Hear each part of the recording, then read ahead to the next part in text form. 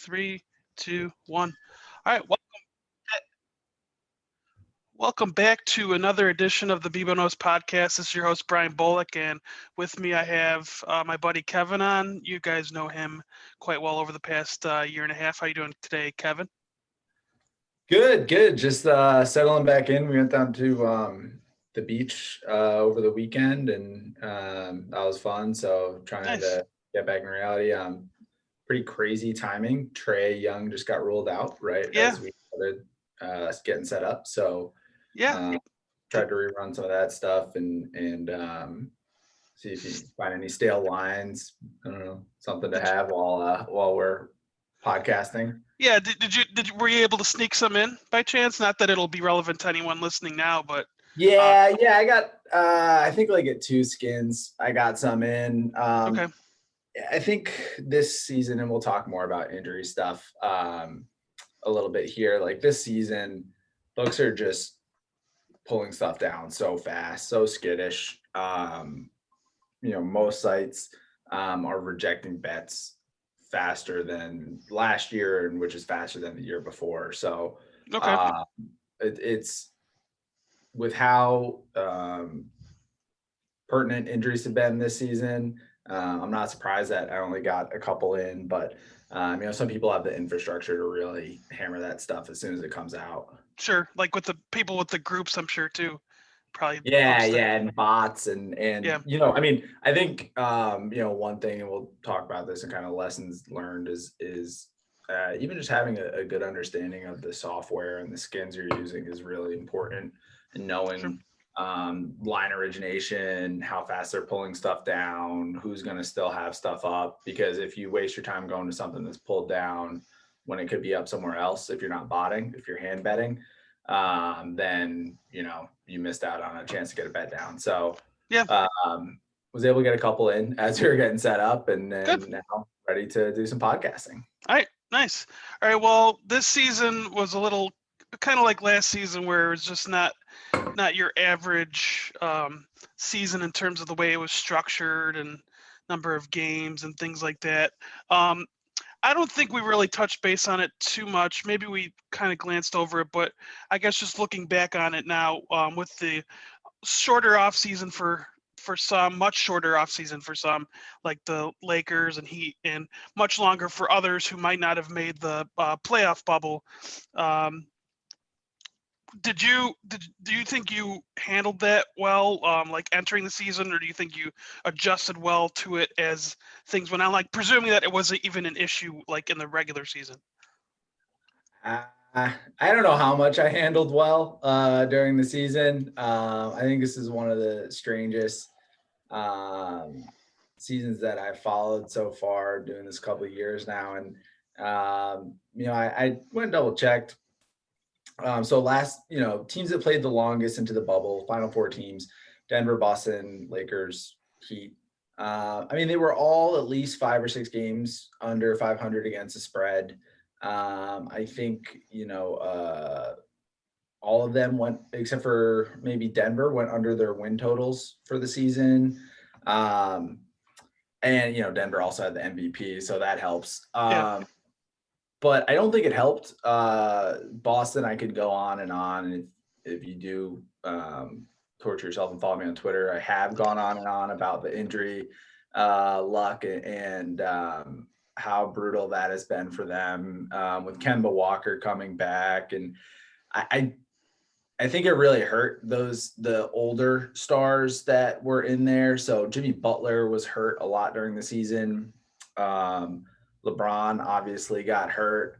Kemba Walker was never really healthy. Even some of the younger guys like Jaylen Brown struggled. So yeah, I think Jamal Murray got yeah, hurt, but it's small sample size, whatever you want to call it. It's not a ton. You can pretty clearly say it didn't help them having that short turnaround. I don't know exactly how long of an off season you need for it to be more normal, sure. but they didn't have one. So I think also it hurt them. Less time with rookies, less time, and rookies in general had a weird off season. no summer league, training camp shortened, all that stuff. So, um, they got their 72 games in, they got their TV contract money, but we didn't really make any major adjustments at a team level for that stuff. I think one thing, and I'll reference his podcast a little bit, even if that means I have to admit that I listen to it. But Spoon mentioned, um, yeah, our pal Spoon mentioned how bubble data impacted some of the numbers for players and for teams. Really like outlier shooting, and then the shooting without excuse me fans was also really weird this year. I think like you know above a certain usage threshold, 7 guys were on track to have the most efficient scoring season of Mm. all time by true shooting percentage. A lot of that could be empty gyms, things like that. So there were a lot of confounding variables that came off the back of the bubble and kind of with COVID in general. So adjusting those and the data from the bubble and how it persisted through to this season was a bigger um, thorn in our side than just like the rest, although clearly didn't help. Yeah. Did you now when fans started to come back to some of these stadiums, did you have to did you find yourself adjusting numbers one way or the other on over unders, like player wise or team total wise or anything like that? Um, Or did you catch some bad numbers that they didn't adjust too fast enough? Yeah, I think so. And this also, I have a note about this too, about how long bad numbers have been lasting this season, which is not long. Yeah. But yeah, I think there were some unders early in the playoff. Milwaukee, Miami was one. We played a couple times, although Bryn Forbes had other plans for one of those games. I think he hit like 7 threes. Um, yeah, I think it factored in a little bit more home court advantage wise Okay. um, than it did shooting necessarily, even though that kind of contradicts my earlier point um, about shooting. But I just didn't have like an exact number to really suss out and adjust anything. So I kind of had to go with what I had, and you can kind of err to the side of Joe Ingles not having an 85 true shooting percentage, although sometimes he did. He was ridiculous this year. Um, but I think the biggest adjustment was more for the home court advantage stuff, and then a lot of the fans coming back was really about playoff time too. Okay. So then those numbers are out for a couple days. They get beaten to shape. The teams are playing each other multiple times, so everything kind of gets squashed out real fast. Anyway, Yeah. um, I think someone smarter than me, which large subset, it could probably pull out exactly what the shooting adjustment would be. But I think there has to be something, unless it's just a freak accident that every single person was shooting 48% from three, with no crowds and stuff. Um, but yeah, I didn't make any like direct adjustments for that, but it was something that you kind of more like qualitative data. Like if we were, expecting the Jazz to have 130 offensive rating for a game, maybe err to the side of the lower end of that Sure. because fans are back in and defense in the playoff kind of ratchets up anyway. So you aren't quite getting those high ceilings, but some pretty crazy offensive numbers being put up this year in general. Yeah. Um, so with that in mind, one thing I noticed, and I think a lot of people noticed, I think it was in the last round where there was like a period of like, I don't know, a couple days. I know, just a random stat thing, but there was a lot more like bigger comebacks by teams.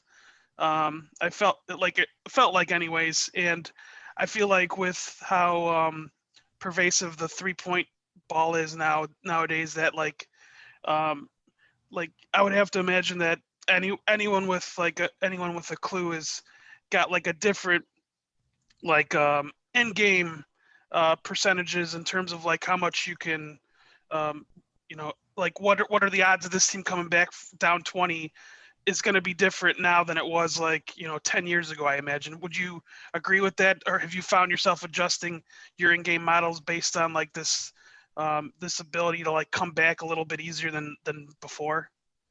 Yeah, so this is actually an interesting flip throughout the season because so one term people use to describe this is a rubber band effect.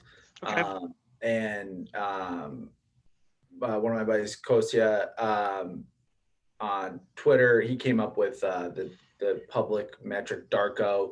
Really, really sharp information, great basketball mind, and he talked a lot about this. So rubber band effect, as the lead gets bigger, you find that the team that's up by a lot tends to lose those possessions when they're up by a lot because they're not carrying as much, desperation factor, that type of stuff. So like even in regular season games, you're seeing, like the team that's down by a lot, playing a little looser, playing faster, more aggressive, that type of stuff. All different theories to that, but they're coming back and making it generally respectable. Well, at the beginning of this year, it was the opposite. Teams that were down by a lot were getting blown out even more. Um, and so those big comebacks that we're seeing now in the playoffs were not pervasive throughout the regular season.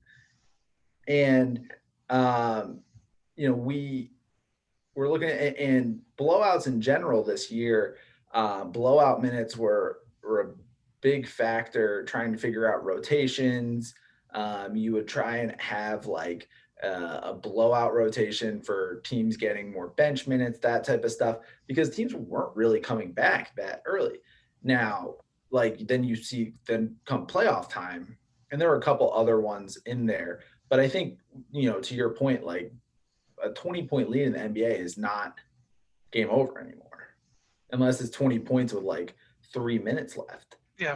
It's just so attainable now with 3-point shooting, and the speed with which some of these guys can get up and down the floor, and I think teams on offense when they're down a lot of points tend to optimize their strategy a little better, and teams when they're up a lot of points do the opposite. So they run prevent offense, they dribble the air out of the ball, they take the lowest possession shot, they don't take transition opportunities.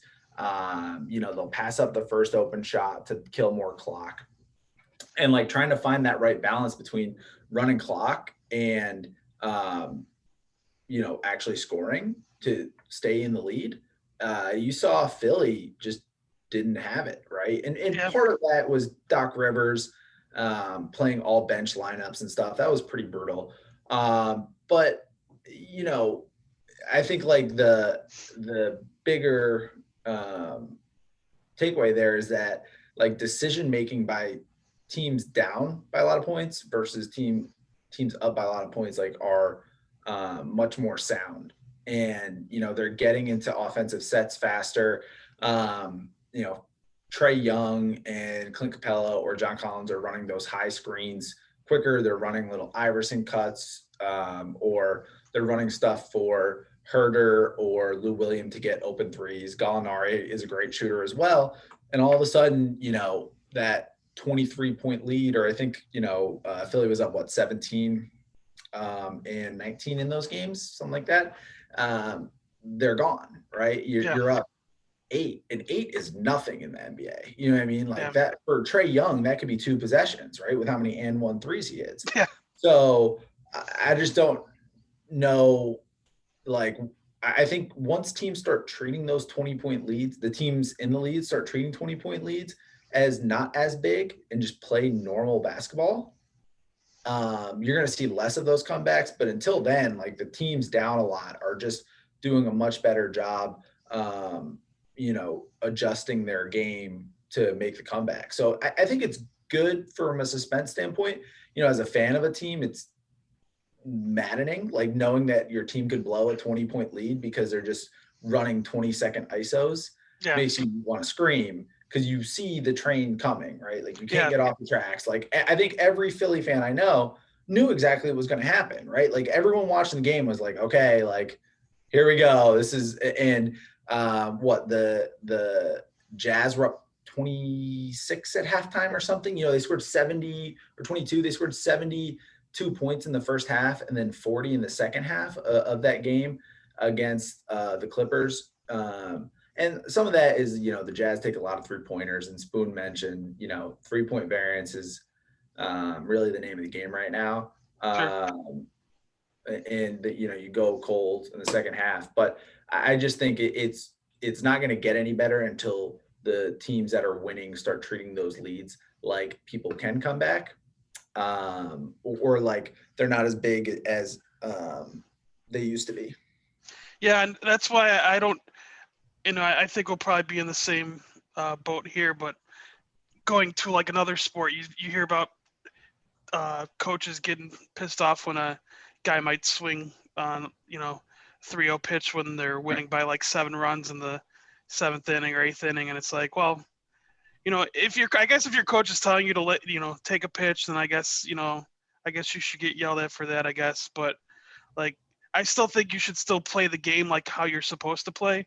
And if you're being told to play it differently when you're up by a lot of points or runs or whatever the metric is, then the game should just be forfeited in favor of the team that's winning. So I think you should just continue to play it like as well as you were playing in the first 3 quarters or the first 7 innings or whatever the game is, like. Yeah, and the other thing is like the other team isn't. This isn't like a church basketball league. You Yeah. know, like the other team is getting paid a lot of money to not let you do that. Yeah. So you know, and no one's mad at a team that comes back for trying really hard when they're down 1 billion points. Yeah. Like they're seeing it scrappy and stuff. It is a weird bias, and I think like some of it really does get built into decision making and you know, attitude from players on the court. Like you see, I steer clear of things like urgency or heart or things like that, just because I don't know these players. I have no idea like what Yeah. they're thinking. I just know what I see and um, like what I see with numbers, like that type of stuff. But you can tell that there is just a different kind of mindset. And like I was saying with that Philly Atlanta series, like they had that deer in the headlight look when Atlanta started coming back, especially the second time, because they were like, no way, not again. Yeah. And it's like, yeah, if you act like that, yeah, I mean, and you just run and beat post ups, you know, 7 straight possessions, you're going to end up in a bad spot. And, you know, like what you're saying, if they had tried to get Seth Curry to score 50 instead of like, oh, like sitting him on the bench, he's good, they would probably still be playing right now. Yeah. And if I remember one of those comebacks, there was only 2 Sixers who had scored a field goal in the entire second half, I think. Yeah. I mean, guys just weren't even shooting. Like Ben Yeah. Simmons, and that's a whole other Yeah. norm. Yeah, I'll leave that to Philadelphia Twitter to handle that. Do you need like a whole wing of a university to study that case? It's very confusing. But yeah, I had a bunch of Philly exposure right before Embiid got ruled in, or right as he got ruled in. Was happy with the number. Obviously, less happy with the result.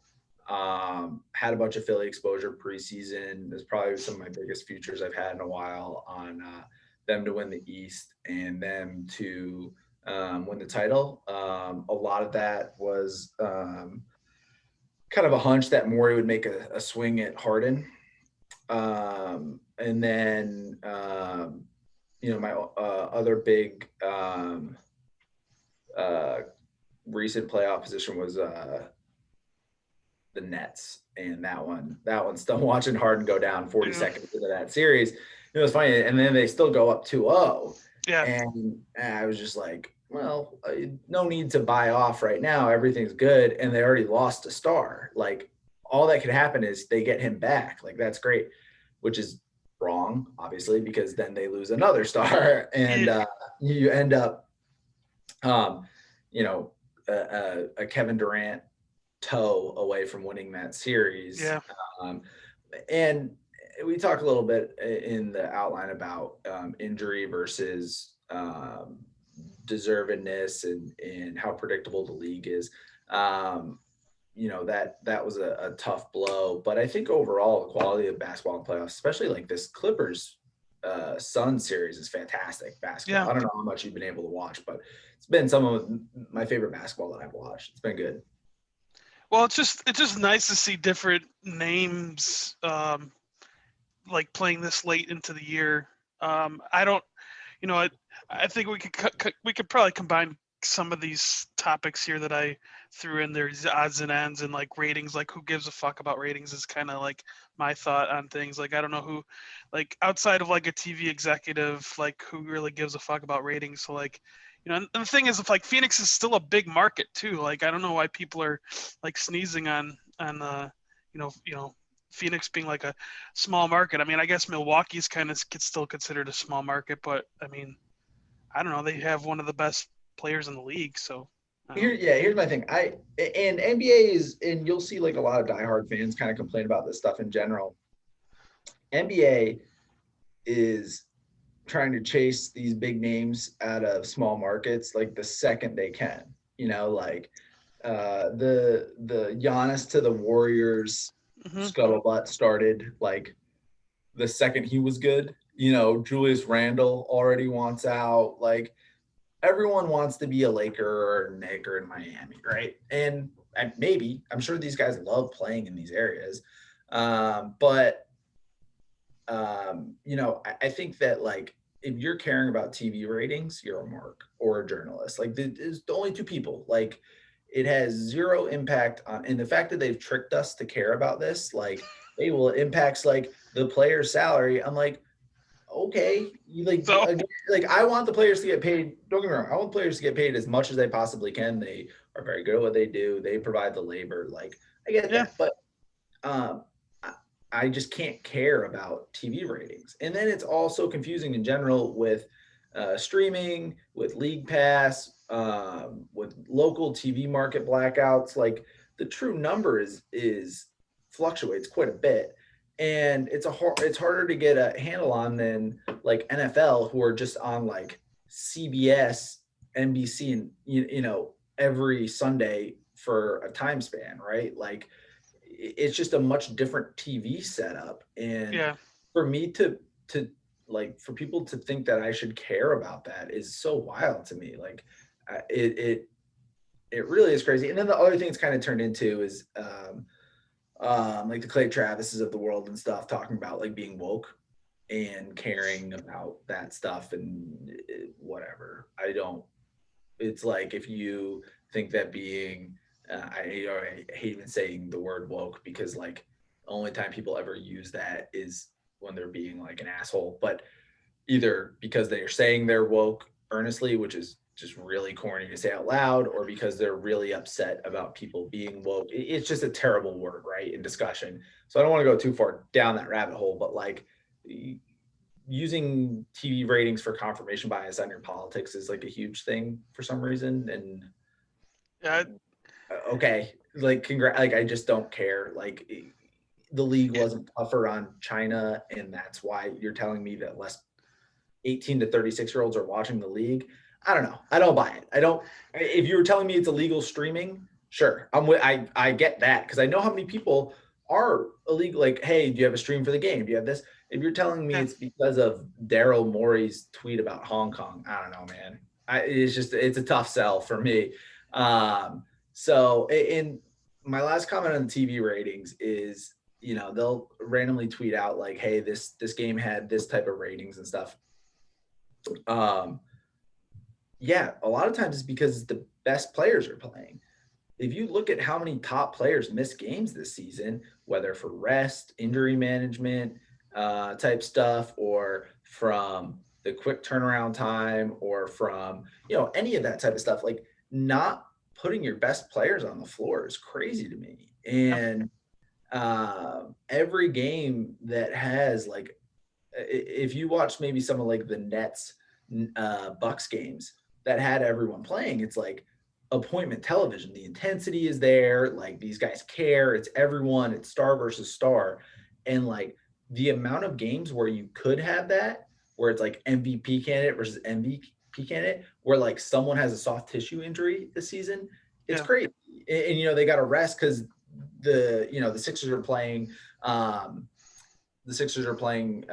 Denver on the back of a 7-game road stretch in 10 days or something like that, and Embiid is out because of his back. So I just feel like the NBA does themselves a disservice by not allowing the teams to put the best product on the floor and the best players on the floor.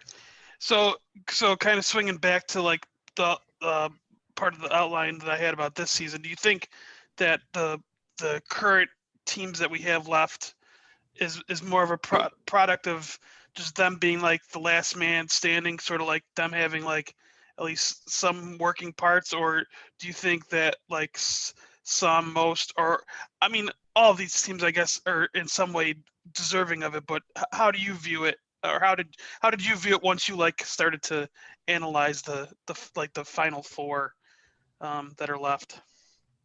Um, yeah, I would say like Atlanta is probably the least quote unquote deserving. Yeah, Um, I think that, and we'll talk about this when we talk about Spoon not coming on the podcast.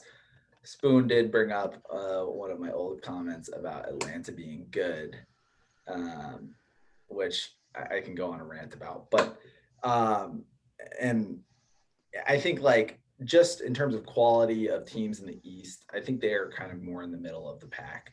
Um, but they made an aggressive coaching move. They made some aggressive roster moves to get guys like Gallinari, Bogdanovich, Capella last season, and Lou Williams. And that's one of the arguments for not like putting off team building, because now they're a couple games away from the finals. And unfortunately, Trey's out tonight, but yeah, that's a pretty huge opportunity that you don't get often. And you get nothing for making Eastern Conference Finals. I can tell you that as a Celtics fan, because we made like 3 or 4, and now everyone wants to like wipe our organization clean, right? Like new coach, new right. You get nothing. What you get is more expectations for next year and then failure, right? yeah. And so, not saying like the Hawks did something right by pushing their chips in a little bit on these guys, but I do want to give them credit. Like they fired their coach 34 games in. They had a bunch of injuries. They ran with some older guys like Solomon Hill. What's up, bud? Hey, And Panther. hey, what's up, Panther? And I think like they are deserving in their decision making. I just don't think like quality of roster it's quite as good.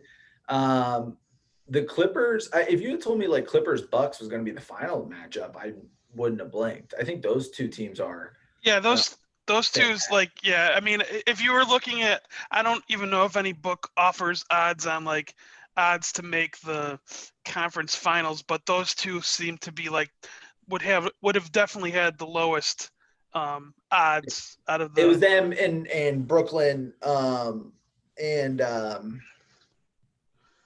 Lakers were pretty tough because they were coming through Phoenix. Phoenix is an interesting case of, and we have a section here for lessons learned. I think one big thing that I haven't really kind of processed the whole season yet, come through the other side.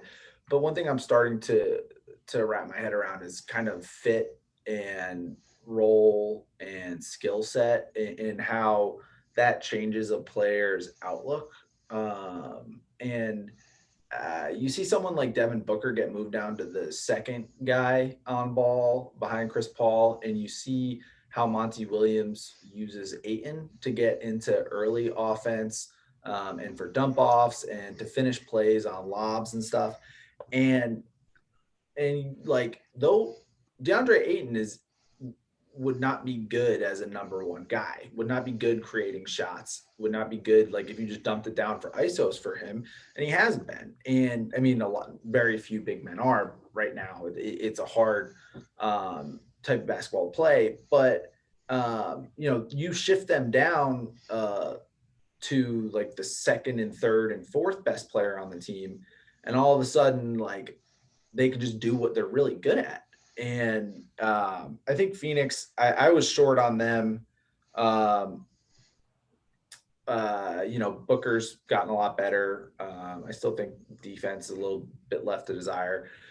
But they're probably deserving. They were fantastic during the year. They were healthy during the year, which helps, but they were really, really good defensively. And they have a bunch of players that no one really cares about, or didn't, until they kind of made this series, that make your team really good. Like Mikal Bridges and Jay Crowder. Jay Crowder's been doing this.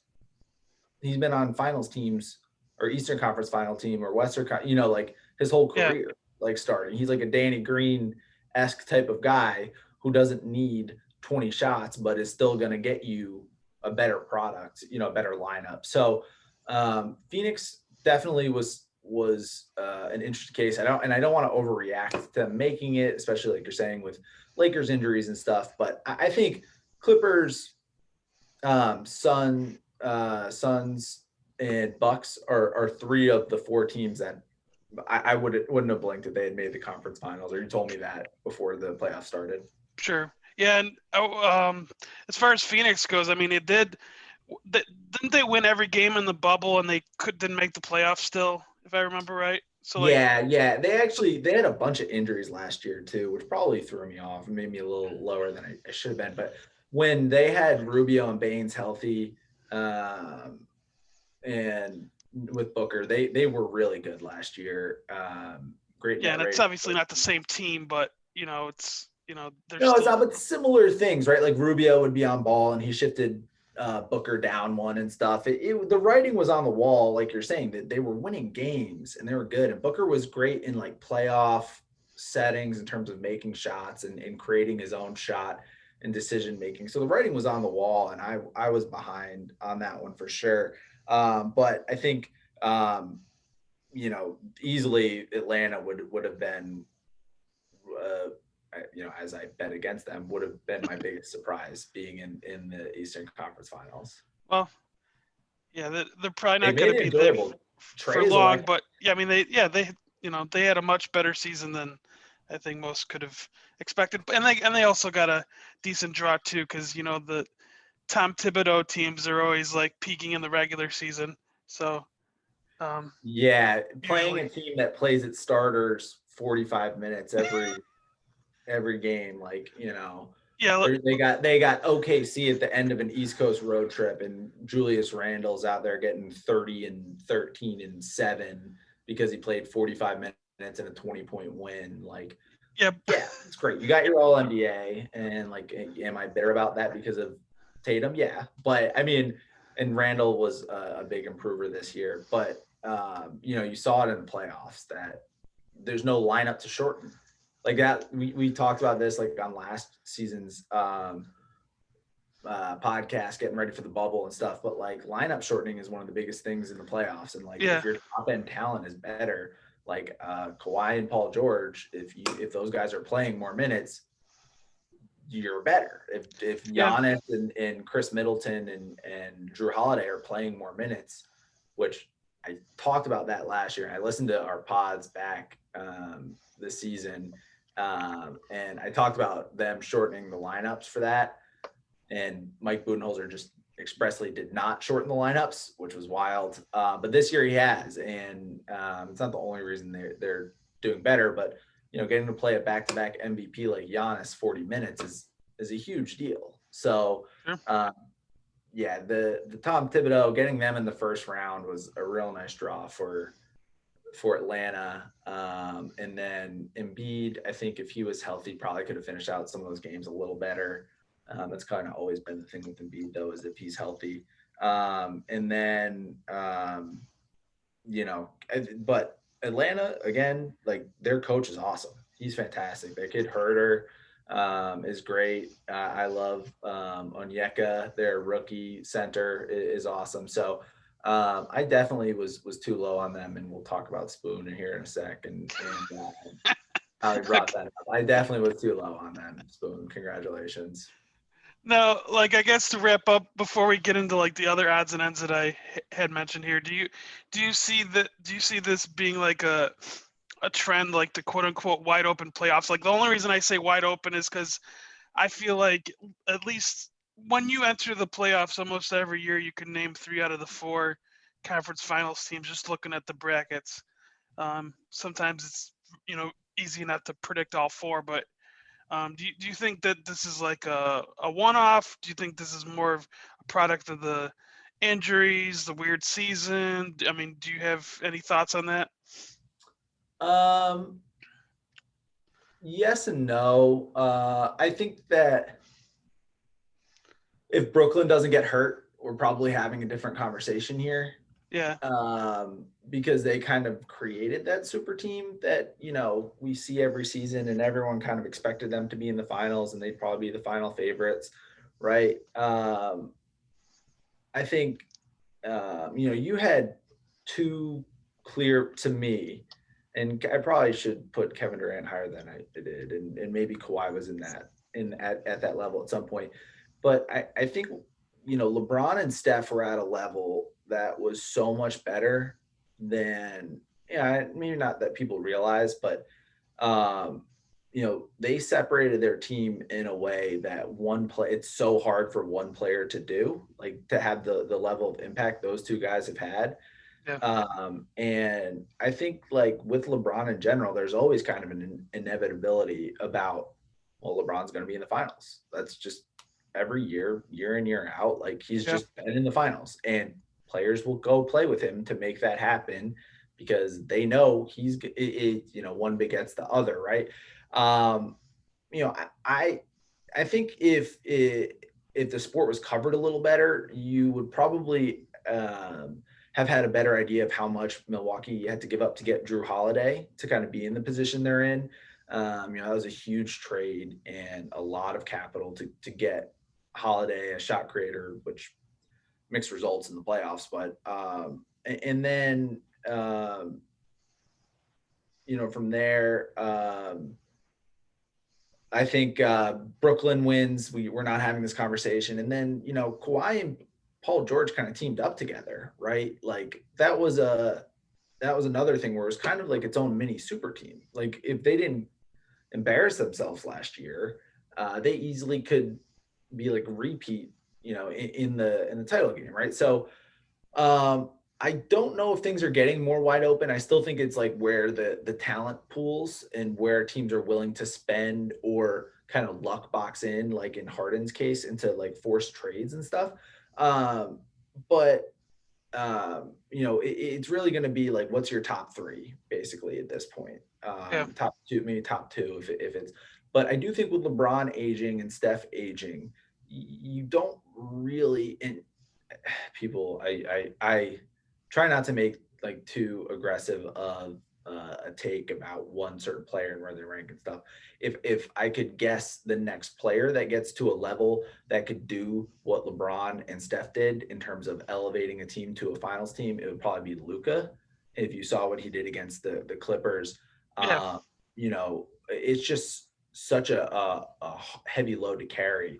And that's not disparaging other players, but with those two guys aging out and Luka's still kind of on the upswing and a few holes in his game, there isn't that one person who their team has a clear advantage anymore.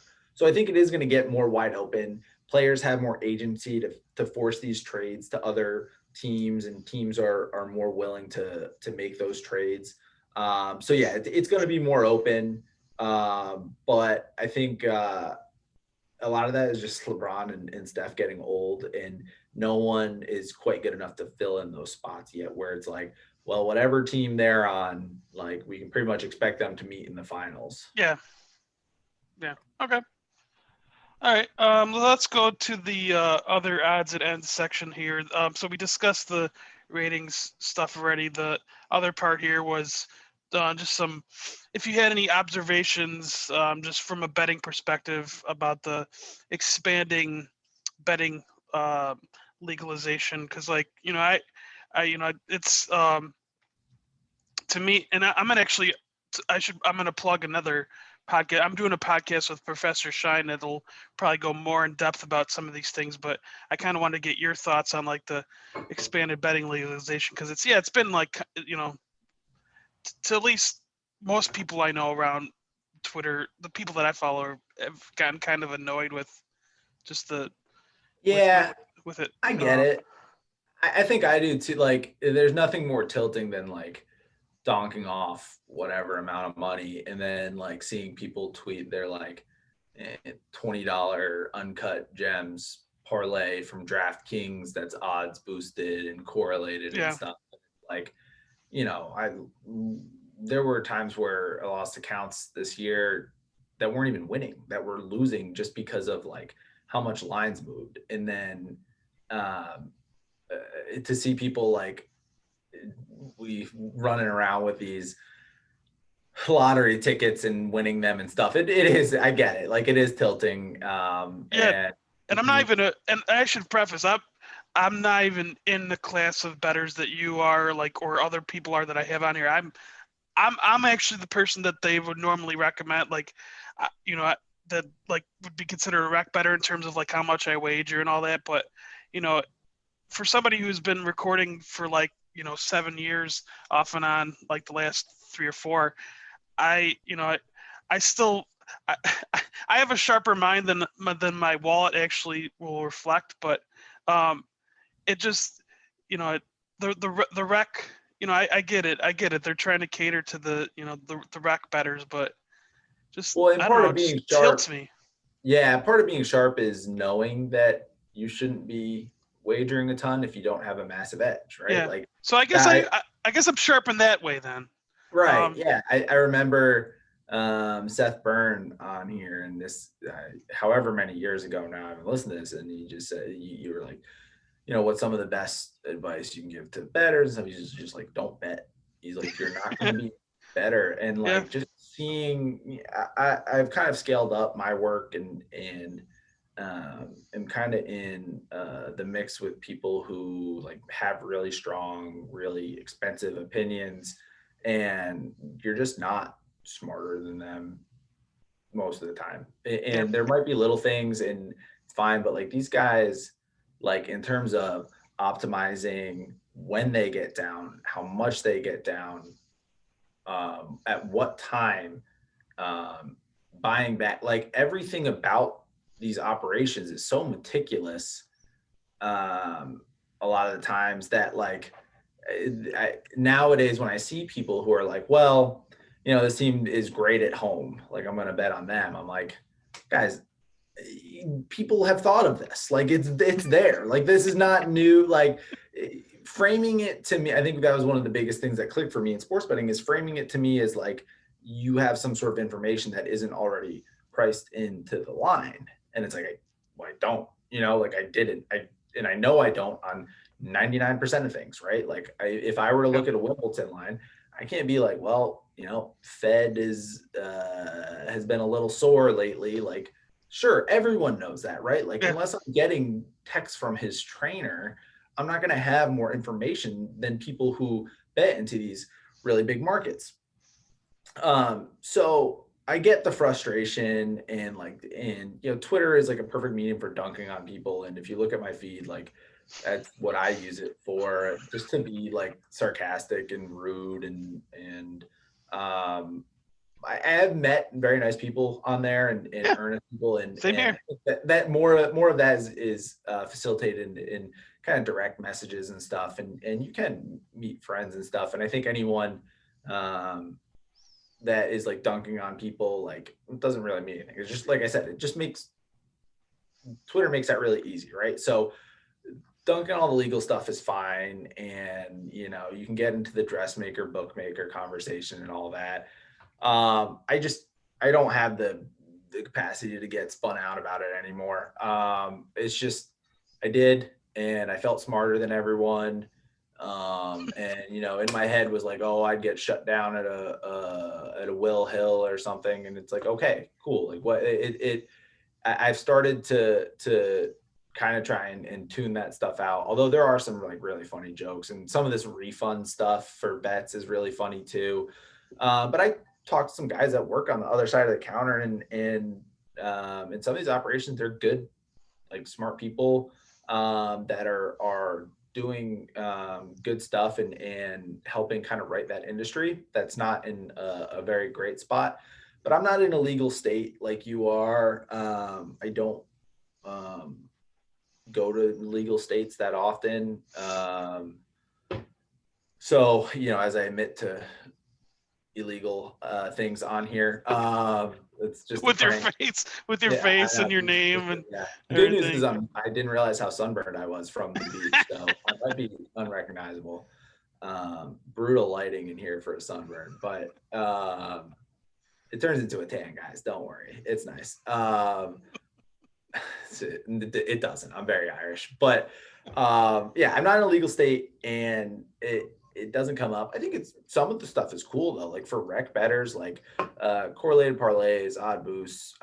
It makes it more fun for people to bet and more accessible. And yeah, I like it because like now people that want to do these crazy parlays don't ask me to put them in for them, so Yeah, that's that's true. like small wins, right? And the other thing that's cool about the legal shops is some more liquidity on some markets that you didn't used to have. So like draft props, although some places are big, but like even NBA draft props for bookmaker, what, 2 years ago, I think were like 3K limits. I don't remember exactly what they were last year, and they fluctuate. But excuse me, I think the having the kiosk, you can get some more money down on some of these things, which is good. But overall, I don't have a big or a strong opinion on it because I just am not in legal betting states, and I don't really Yeah, interact with legal yeah. betting. And I haven't visited any of the places either, but I did have a friend send me a text about like a 10 to win like $10 to win $10.50 on the White Sox a couple weeks back, and it's like, I guess you're not really hurting yourself, you're not hurting your family, like, as long as as long as these like as long as the rec states, like, these people, like, I feel like when somebody's betting $10, they know that they're not a good bettor.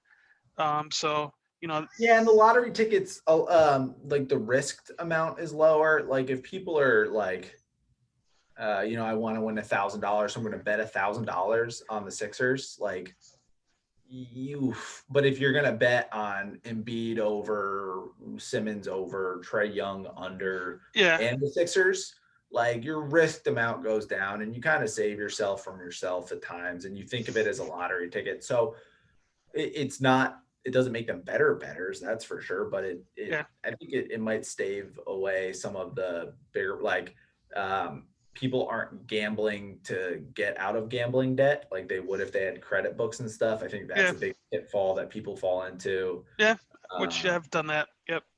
it's yeah, like paying your bookie on credit cards. Like we all have the story, right? Like you're using your Venmo and paying the extra couple percentage.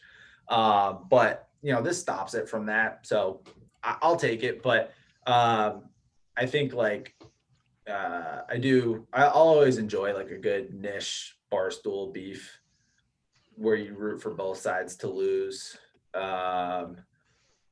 And one a little harder than the other. But it's not anytime Nish can take lunch, and he unfortunately was very much in the right there, so I had to accept his win there. But yeah, those guys, Spanky, the accounts guys are always gonna, they're trying to jam as much money as they can into stuff, and they're gonna hate legal books. And that's what it is. So Yeah. if you bet full game markets and it's with a book that isn't like profiling people right away, you can survive for a decent amount of time. Yeah. Yeah. All right. The next one here I had was related to beers. I guess it's been almost a year since we did the exchange. So I has know. ha- I know. has the have you been toning it back on the beers? Have you been? Yeah, a little bit. I just haven't, not going. Charlotte has a really big brewery scene where I live, and Yeah. not like going to the breweries and like picking stuff up and trying stuff, and mostly getting my beer at grocery stores Sure. now down here has really kind of toned me back. Like I pared back my purchasing Sure. and not going out to restaurants and stuff. So I haven't tried as many. I always have, this is like just caricature, fake Boston persons. I always have Sam Adams summer. Sure. I love Nothing wrong with that. for a summer beer, like wheat beers in general. I've kind of been off the IPA kick for a little bit, and I still love them, but like I've just kind of been on a wheat beer kick, trying some different ones of those. I kind of like the spices and stuff they throw in them. It's something new to try, and a lot of IPAs have become hazy IPAs anyway. Yeah. Yeah. So the overall, I've been drinking New Glarus during this podcast here, so I gave you the Belgian Red. the New Glarus Belgian Red was one of my favorite beers I've ever had. Fantastic. So, Yeah, I feel validated. I feel validated in that my opinion of that because I like I think it's the longest standing favorite beer I've had. Like I've had before that, I don't even remember what my favorite beer was. So like this has been my favorite beer for about like 4 years. I'm about to open it as the next one, but when you sent that picture today on Twitter, I was like, man, I would love, like, don't get me wrong, Sam Adams will work just fine. oh yeah, for sure, I would drink that. But give Yeah. me, I would love a New Glarus Red. Yeah. Match my sunburn. Yeah, that was yeah, it's hard to it's gonna be hard for that to be beat as far as like a favorite beer goes because I just enjoy it so much. Yeah, and the reason I'm clearing my New Glarus out of my fridge now because we're going back to the Upper Peninsula in about The UP. 5 weeks, so we'll be driving through Wisconsin and picking up some more. So I figured I'd enjoy what I had here in my fridge. But yeah, I think I've done like 10 other exchanges maybe since I've yours. seen, they look odd. Like Tim, I think you did one with, Yeah, maybe Tim. Yeah. John Nissan. I saw Yep. the whole crew. I mean, it was funny when I see those, I'm like, man, I could run down to like a bottle shop or something right now. And then I'm like, well, there's a grocery store right there. So, Yeah. and I had to go get groceries. So that's what I'm doing. Yeah. I think things are back open this summer. And, I'm excited to get back in the loop and I'll snag some. I'm going back up, driving back up to New England for a few days in the coming weeks. And I'll grab some local ones up there to ship over to you too. Nice. Okay. Well, let's look to do that soon. Although I mean, I know we did it around this time last year, so there's probably some of the same beers in season that were, in season last year at this time. If you want to send just a thing of Rice Krispie ones and New Glarus Red, those two. I have to. I checked the website of that one who made the Rice Krispie one. And I didn't see that on their brewing list for this year, but maybe that'll change. But yeah, I'm kind of missing that right now. I do have an Ecto Cooler one though. You know what Ecto Cooler is, right? Because I ran the Ecto Cooler name by Timmy, and he's so young that he didn't even know what Ecto Cooler was. So I didn't know if you were that young that you didn't know what Ecto Cooler was. But I have to kind of call him out on that. We could spin that into us being smarter than Timmy and not being older than Timmy. Yeah. We'll take both. That's fine. That's fine. Yes, I do know what Ecto Cooler is. I rotted out a solid half of my mouth crushing those high C's. Well, they make there's a sour that I bought from a Pennsylvania brewery. So it just that sounds really good. I mean, shop, the gummy bear. You send a gummy bear one too? Am I making that up? Which one? Was there a gummy bear one last summer too? Am I making there's a pina colada one that I bought you. Pina colada was good. Pina colada one. That was. They ran that back this year, and I have I've drank 4. I have 4, or I drank 4. I have 8 left because I just wanted to stock up on that one. I think I gave you one of those, if I remember right. Yeah. Those. I mean, the whole gamut was awesome. So many. There's nice honey too. It was really fun. So I think I'll be back getting like out of the house a little bit this summer and Yeah, really get cool. will re-up because I need some of that red back in my life. So let's go into a controversial brief topic here because the you get a lot of shit for your gas grill takes. Yeah. So um, like since I don't want to spend too much time spend like Yeah. we could spend a whole podcast on this, I'm sure, but what just to give people a perspective of like some good things that you've made on the gas grill that like Yeah. So the gas grill is it's funny. It's not even my grill. Like I live in the middle of the city not and mine, it's not mine. it's someone else's gas grill. And people get very upset about gas grills. They're fine. It's just normal shit. And like unless you're smoking stuff, like I don't care about charcoal. Like if I just want to do some like hot Italian sausages, I'm not waiting for charcoal to heat up and like getting the heat right. I just it does, but again, not even my grill, right? But I've Yeah, kind of leaned into it a little bit. And sure, you got to turn everything into a controversy in Twitter, so you know right. Yeah, it's got to I'm be polarizing. You can't a little bit of you an got to have opinion. a side. I don't mind getting beat up for stuff, or get roasted for my sunburn, or like anytime I turn on video or anything like, or take a picture of something, anything in the background, like I'm always checking because I just get fried, and I don't put up a ton of pictures of myself for privacy reasons, but also because I get fried. So, and I know this, and I don't care, but like sometimes I just try to avoid it. And the gas grill thing really started because some guy, I just had a picture of me holding peanut while I was grilling. And again, I think it was probably just some Thai sausages. And some guy was like, nice gas grill, you loser. Like, is the ignition, but like, it was so bad. And I'm like, why are you so mad about gas grill? Like, it was very confusing. And, um, yeah, to me, like, I'm gonna get a smoker, I think this summer and do some of that stuff and some great barbecue down here. And I get using charcoal, but like, I'm not that good of a cook, right? So why it doesn't, but like, just get shit hot and Yeah, fast and less cleanup. Like I'm not dealing with charcoal. I'm not dealing with lighter fluid. I just press a button, I have flame and I cook stuff. Like it's very simple, but like, one of my favorite recipes, I got a meat grinder and I'll go get a lamb shoulder and I make lamb burgers with like a Manuka honey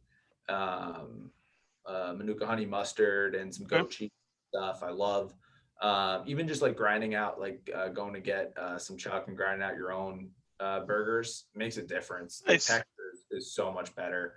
Or I'll do prosciutto wrapped scallops are another favorite. You put a little piece of basil inside. So yeah, I'm not doing any like brontosaurus ribs or anything. Like, I'm just doing like two or three burgers, and I need to get them done within a reasonable amount of time. So Yeah, therein and lies the gas grill, and it's worked out okay so far with no complaints from the people eating the food. But yeah, people really, it's like telling people that you like steak like medium instead of medium rare. People are just livid about it. yeah, So I'll yeah. always kind of steer it People out. probably hate me, but like when I went to Madison a couple weeks ago when I was Yeah. crowdsourcing my steak, I got it medium, like, and that'll probably like make that'll upset like 90% of the people that listen to this, which is 10 people. Yeah, But I mean, yeah, I forget who, there's another person who's like Seville adjacent who was saying I overcook all my meat or something from pictures I put on there. I'm just like, okay, I'm not a good cook. yeah, I'm on a gambling podcast and I don't even think I'm that good of a gambler. yeah, Like no one's gonna hurt me telling me I'm bad at cooking. Like you just join the crowd. yeah. Um, okay, so the next one we have here was why did Spoon dodge the podcast? Because we were trying to make this a trifecta here, and he just Yeah, kind of like ghosted us. I Um, would assume it's because he is having some sort of fun summer activities or life with the yeah, NBA season over. but I like to think it's something more miserable just for myself. I like to think hopefully he's having a bad time somewhere doing something. Um, no, I Spoon is just he's an awesome dude, and I do hope he had a great season and that he's able to be enjoying it. It looked like he was traveling a little bit from what I saw, which made that grave dig. And for context for anyone, you know, Yeah.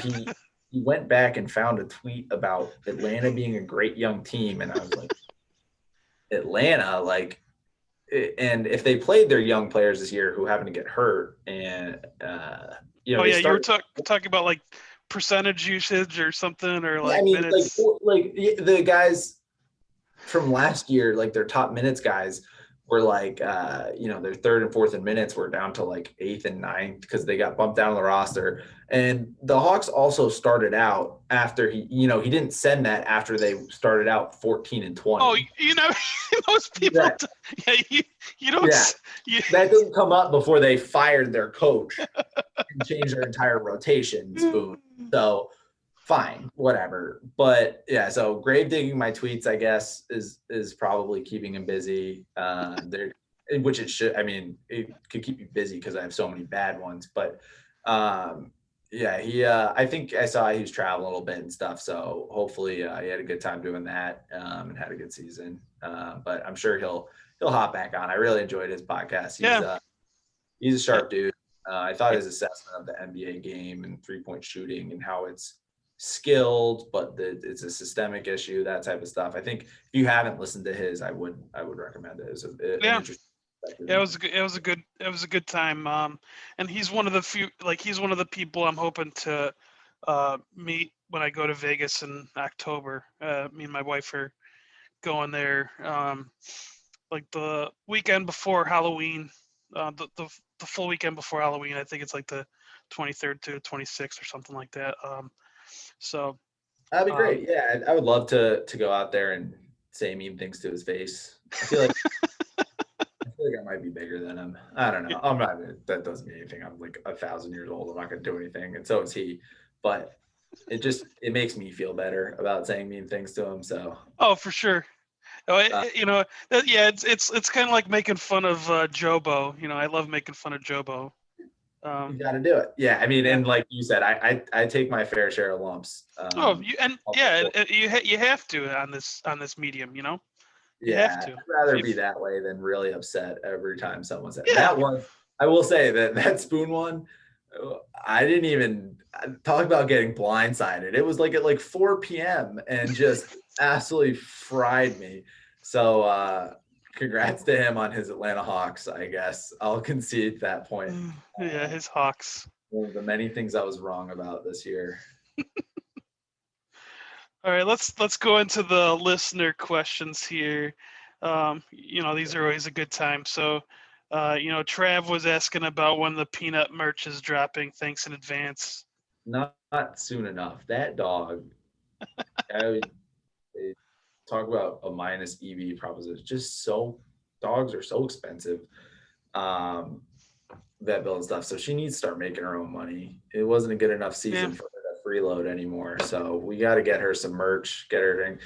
I mean, it's funny they use in Peanut if you for some reason are just listening to me for the first time, which would be wild. Is my French bulldog, and she, their silhouette and stuff does get used for a lot of marketing material, but no, she's a freeloader. She sleeps there's like a 2 week window in the South where I live where it's like warm enough for her to be outside, and then from the winter, and then now it's like 90 all the time and yeah. hot for her to be outside. So it's mostly just making sure she doesn't snore too loud when I'm on calls is really what it comes down to now. So Trav, if you want to pay for, I will put her picture on anything you could possibly want to start to recoup some of this money that she's cost me. So I'll put it on anything, a cake, a t-shirt, you let me know, bud. Now, on the same note, I'll reverse the questions that Awful Trader had here. He was asking, would your dog beat Ben the Better in a matchup? That is funny.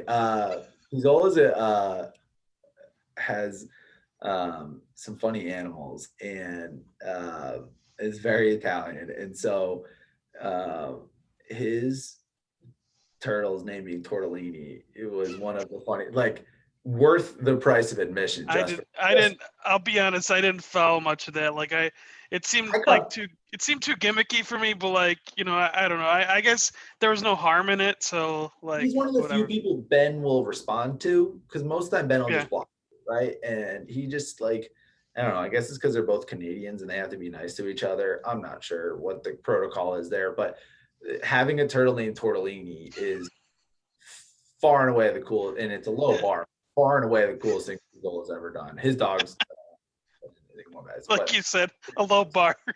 right, a low bar, right, for my guy pizza. But like a uh like a midget like a midget bar. Yeah, low yeah, bar. right. It is very, but you know, as someone who's been in a public betting competition, it's just such a goddamn headache. Like It just seems so stupid. it and Preston and I both know what we're doing for the most part, and like it's just so hard to like compare that in a head-to-head forum, like and so especially with like people side betting and all that stuff, which makes it more fun. But like everyone's like, well, what's the record and all these technicalities because every contest needs 7,000 rules. But honestly, no, I don't think Peanut.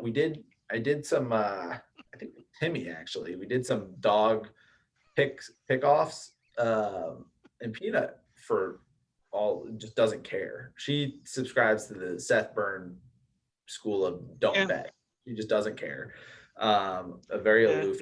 So I think she could beat Ben the better just because I've never like the my favorite running conspiracy theories is that that's actually Billy Walters like kid or something, and he's just tweeting out the opposite of whatever Billy's positions are because I've never seen anything like it. It's truly there's a tweet out there by my buddy Wes, who's a big MMA guy, and he says if I ever got cancer, I would have Ben bet on me to die, and it's like because Wes Colvin, I believe, Colvin. Yeah, yeah. I just yeah, started following him.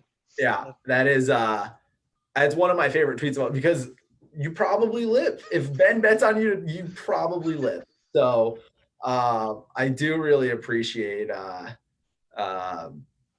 like engaging with Ben that long and like doing that with him. It seemed like a no-win proposition. And but Tortellini getting some shine he was the clear winner of the whole thing. Well, yeah, the press. Yeah, the Yeah, yeah, he sure, can merch with Peanut. sure. All right. So the other one that he had was you're really not. So you really aren't Ginger. I'm presuming that he was talking to you, but that Yes. one. So Um, in one of the pictures I've had recently, I don't even know which one, but multiple people thought I had red hair. And like I'm not helping myself with my sunburn right now in yeah, terms of ginger look, but it's not red, it's blonde. yeah. And that's And not a dye job or anything. no, that's just my dumb hair. Like it's been blonde. Like there's a running joke like that no adults are really blonde. Like, everyone kind of just loses. But Yeah. I'm a Mick through and through, Irish guy, and I'm just not a ginger though. And I think he was like the third person in like a shortish span of time to call me a ginger. He called in, he's I don't even know where he's from, New Zealand, Australia. It's all the same. Oh yeah. That was when you had the no Australian um, Ugh, those guys, the whole group band. of them, and they're all tweeting at off hours and then the same hours. I don't understand how I attracted that crowd, but I mean, he's a Celtics fan. Officer is a nice guy. He did call me the ginger bloke though, so I had to clarify, not ginger. You see, it's blonde. It's there. I'm just very Irish, as you can tell. All right. So I don't know how dated some of these things are, but we can just maybe touch on him at least Mhm. to give him some respect here. So Beagle Bets was asking about the Bucks targeting Trae Young on D more than twice per game. So like obviously he's not that's not going to happen tonight. But like, did you see like? And this was asked before. This was asked like I think towards the start of the series. So did you? Yeah, I think Budenholzer is a mismatch hunter, but he's and I've talked to some people who know a little bit more about the Bucks and stuff about this, and the way they kind of described it is that there's not much improvisation, and like in the regular season, you can get away with hunting those weaknesses, but like with a coach as good as McMillan, or as good as McMillan has been, um, I don't really know how I feel about him long term, but at the very least, he's been great here.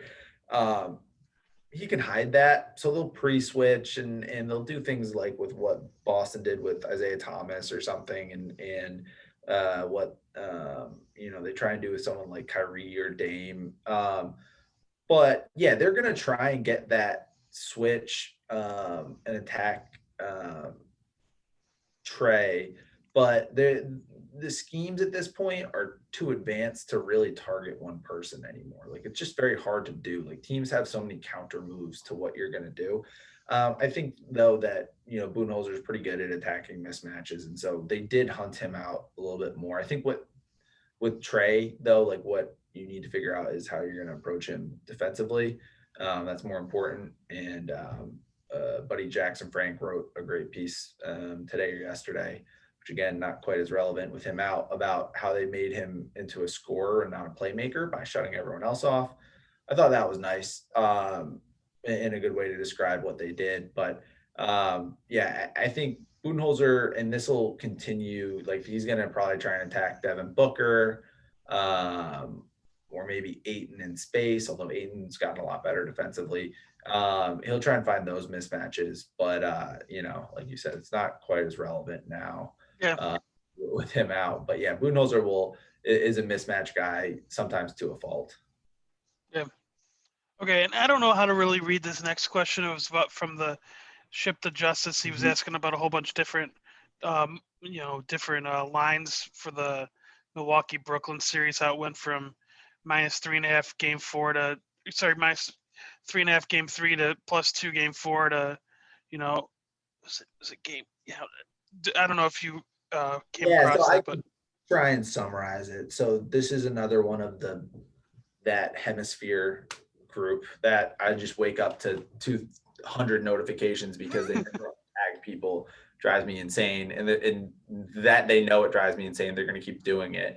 But basically what happened is, someone mentioned that, and it's a smart dude, but he mentioned that a line for a Milwaukee game was bad. And I was like, after the fact, and I was like, well, there's good news is that, the blue circles, right? You get basically, if you wanted to bet an NBA side that close to tip, like at this point, you get infinity money down, right? Like everywhere has increased limits on there. And so, to say like after the fact, well, that was a dumb line. It's like, sure, it's easy, like it's easy to say. And so I was a little tilted. And so I mentioned like, hey man, if you think it's a bad line, enjoy getting like really rich because you can do that. And this guy replied, Ship the Justice, the shipper or whatever. And, one thing he's talking about here is the swings in lines from game to game. And playoff series pricing is definitely something that I'm still trying to untangle. There are some obvious things, and I've talked about them before in terms of like, down 2-0, coming back home. If you're the road team, like you're going to get an increased boost in your odds.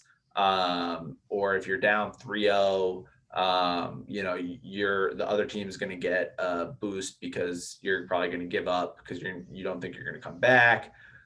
Like those things are priced in, right? And home court advantage in NBA playoffs in general is pretty huge swing. I think it's like 7%, right? 7.5%.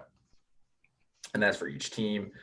So, you're going to get a 15% swing. And I think it was the same this year, even with crowd stuff. And what he's describing here is, game 3 in Milwaukee, Brooklyn was -3.5, and game 4 was +2. And game 3 did not have Kyrie. I think part of that stuff here that he's talking about is there's going to be some stickiness if like someone was expected to be in or expected to be out and then they get ruled in, like it'll adjust. yeah, Maybe not quite as much because of how much exposure was bet before the injury news, but usually it gets flattened out pretty quick.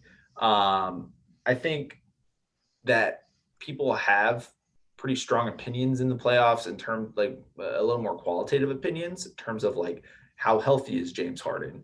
What are the Bucks going to do differently with their rotation with James Harden back? What are the Nets going to do different with their rotation? How does their offense look with just Kevin Durant? The fact that you get to see it the game before is going to lead to like some bigger reactions. Whereas like if these teams just played each other in the regular season 2 times in a row, be much flatter lines from game to game. And that's usually the case in a lot of these playoff series. But sometimes, people with large bankrolls have opinions on how adjustments are made. And, there isn't a very clear explanation from game to game. Also, sides are really hard. Betting NBA sides is brutal. It's end game stuff. It's super high liquidity. It's an aggressive market. So sides in general, I think people are just more willing to admit that they made a mistake the prior game and adjust. Whether it's over adjusting or under adjusting, that's why you can bet it if you want. But I think like between people having opinions from seeing the game before and the changes, and then how hard sides are already. I just don't know if there's like one specific reason, or if there is, I'm definitely not equipped to do that reason. Now for some that like, especially me who don't even come close to like limits, would it like at the like towards tip off is the average amount, like the average amount you could bet on a side greater than like the total? Yes, yeah, side is gonna be a bigger market than total. Okay, that's what I thought, but Yeah. I wasn't sure if like maybe it was like a 2-to-1 thing, or like I don't even know if you can even Depends on the book. Yeah, it could be 2-to-1. Sides, sides at bookmaker were taking like either 20 or 40. I forget off the top of my head. Right before tip, Okay. which I'm not betting sides right before tip for $40,000. Yeah. I don't think anyone thought I was implying that, but just to clarify, that's a whole bunch of money to fire right at post. I think beating sides on a -10 or even like a -7 market is it's a grind. And people that can do it and have the finances to do it are making these opinions from game to game, and one of them may have to chime in here because your totals I can piece together a little better off the top of my head, especially with rotations and stuff, but sides, especially with understanding end game strategy, fouling, key numbers, like it might change a little bit in the playoffs. I don't know why it would, but I'm just like spitballing here. Got it. Okay. All right. Well, I'm not going to ask all the questions my buddy Pat had. So he does have a dog named Peanut, so that was the reason why that one question I added about he's asking why you're talking about my dog. Because he has a dog named Peanut as well.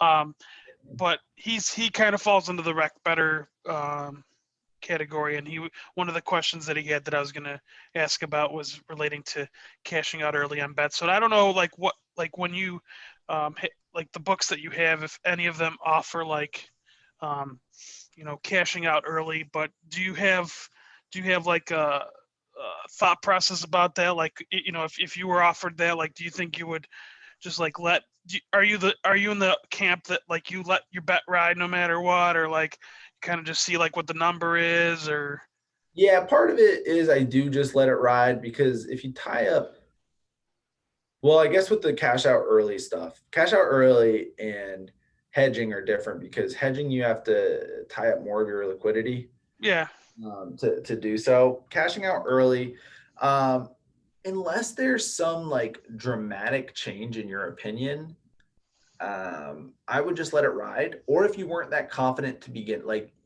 you have to say like, okay, here's why I bet this at the beginning.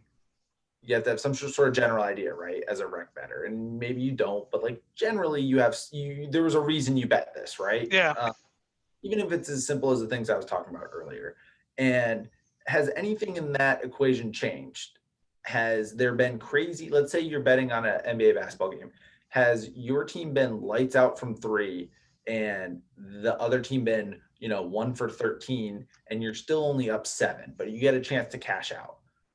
Maybe that's the right time to do it, right? Like you aren't going to run any better from three. You aren't going to you clearly like the gap between teams may not be as big as you think if you're getting that run good 3-point variance and you're not getting a score Yeah. from it, right? So I think like you have to take into account your pregame opinion and current game state and see what has changed between them. If you are a rec better, like part of it is just still having stuff to bet and enjoying yourself. So like, let's say you're way ahead and you can cash out, and then maybe, I don't know, your team has a 17-point fourth quarter collapse and loses. Like, Yeah. let's say you're a loser Sixers fan, right? And just getting the shot in at my buddy there if they're still listening. Then you feel bad and you lost money and you have less money to bet. So in general, not great. But if you have the chance to cash out, you won money, you're fine. And I think it's a little easier to live with yourself saying, well, I could have let it ride and won it than it is to say, I don't have as much money. Let's say you just have like $50 in your FanDuel. Yeah. I don't have as much money to bet, so it's going to be less fun. And I'm pissed off that they lost. And I'm pissed off that I lost money. Like that equation sucks. Like that end of it does. So I'm okay with cashing out. Whether or not they're offering you fair value, I always err to the side of the books are trying to fuck you. Yeah. Right? Like, they're never going to do anything to give you a favor. They're not. Yeah, they're not helping you out. Yeah, they're not helping you out. But it does give you money to bet for the second half, or you know what I mean? So like there's the present value of money and having it in your account and stuff and not being miserable. Yeah. So I don't think if for rec bettors, I don't think it's the worst thing in the world, but like mathematically, if you're trying to grind out a 4 or 5% edge to be like a full-time bettor, bad.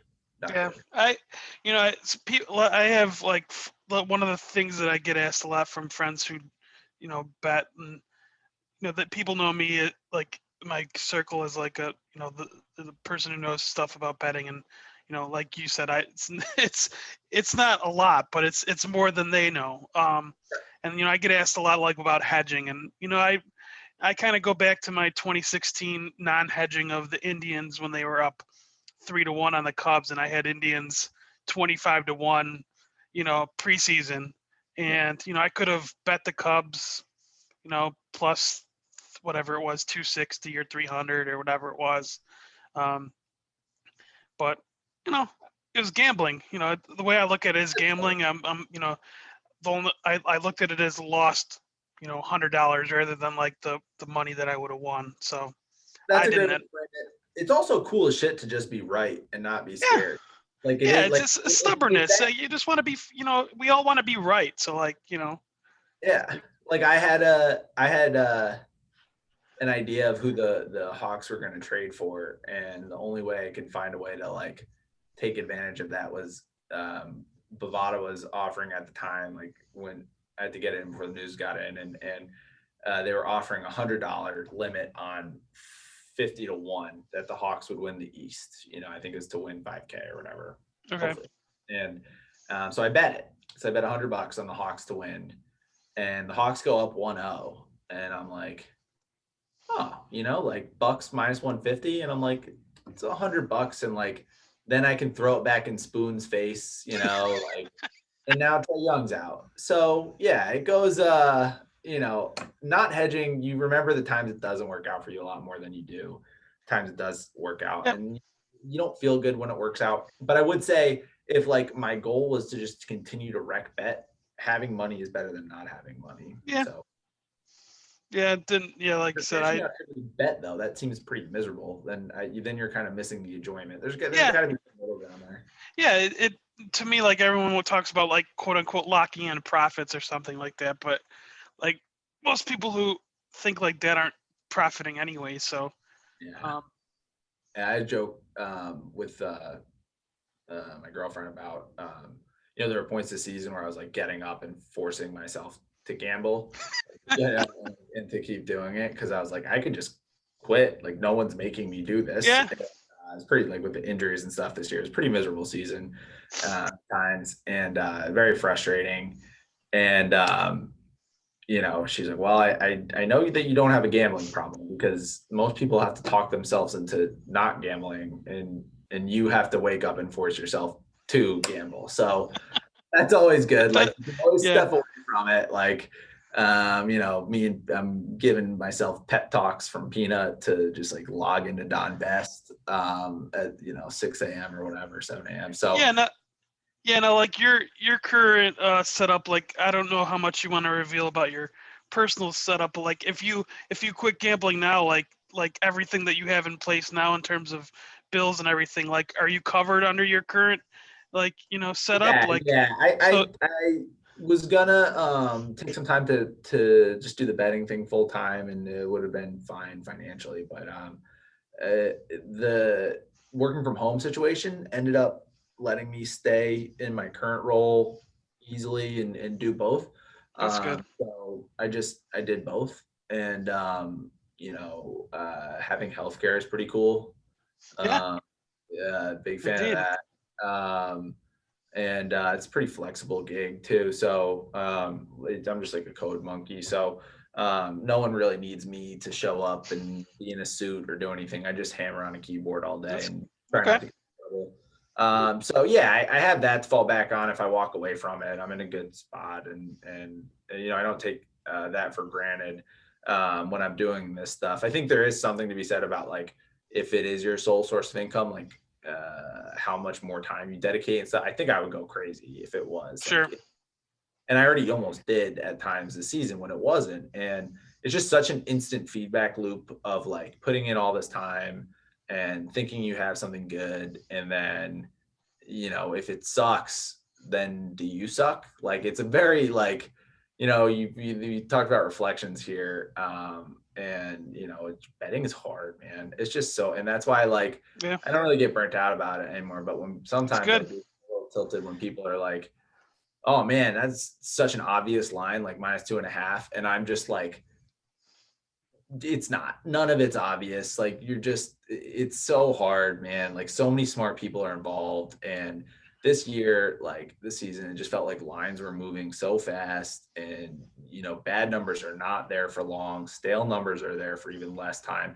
Used to be Yeah, you could on Fantasy Labs notifications and fire shit off, right? Like get into almost every offshore book. And yeah, now it's pulled down before, I can even unlock my phone. So everything's getting more razor thin. And there's just a ton of self-doubt that creeps in. But I get to work with some other people who I consider like brilliant.